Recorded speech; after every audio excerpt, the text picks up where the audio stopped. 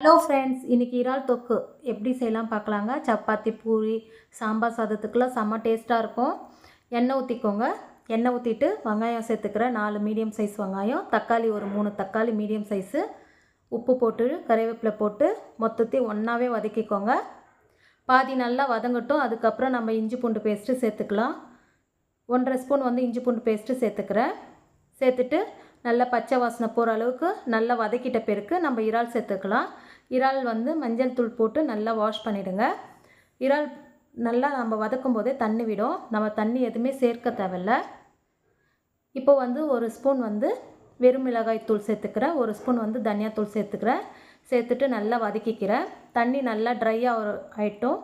அதுக்கப்புறம் ஒரு 5 மினிட்ஸ் சிம்மில் நம்ம மூடி போட்டால் நம்மளுக்கு எண்ணெய் நல்லா பிரிஞ்சு வந்துடும். கொத்தமல்லி லாஸ்ட்டாக போட்டுக்கோங்க.